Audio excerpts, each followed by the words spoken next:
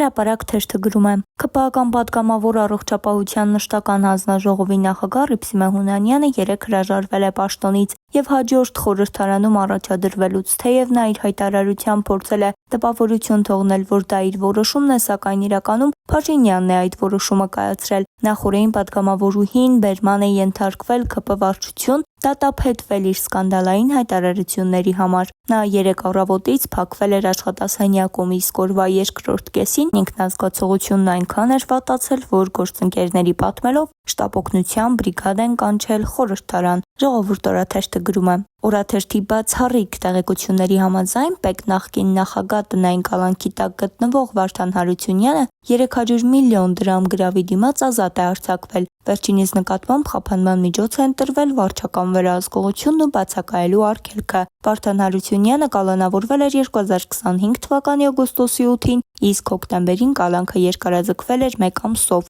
Նոյեմբերի 7-ին հայտնի դարձավ, որ նա բանտից տեղափոխվել է տուն եւ տնային կալանքի տակ է։ Արդյունքում տնային կալանքից եւս ազատվեց։ Հրապարակ թերթը գրում է. ՔՊ խմբակցությունում վերջին ժամանակներն անառողջ մթնոլորտ է տիրում, մեր աղբյուրները պատմում են, որ բոլորը բոլորի դեմ են գործում, ով ում կարողանում մրոտում է կուսակցական հավաքների ժամանակ, ամեն մեկը փորձում է իր թիկունքին հրեշտակի թևեր դնել, իսկ դիմացինին սատանա ներկայացնել։ Փետրվարին ՔՊ համաժողովում պետք է նախընտրական ցուցակը ձևավորվի, առաջադրվող 280 անունից պետք է 50-ին ընտրեն, որոնց ցուցակի առաջին մասում կլինեն, ուստի յուրաքանչյուրը կարծում է, որ դաժան պայքարով պետք է հարթի իր ճանապարհը, որ թիմում դիրքային առավելություն ունենա մյուսների նկատմամբ եւ հնարավորինս բարձր հորիզոնականներում տեղ զբաղեցնի։ ՔՊ-ից մեր զրուցակիցը պատմել է, որ անգամ վախենում են խոսել մեկը մյուսի հետ, որ շարից փորձանքից հեռու մնան, բայց որ ՔՊ խմբակցությունը ագրեսիվ է տրամադրված Հայկ Սարգսյանի նկատմամբ, դա էլ փաստ է։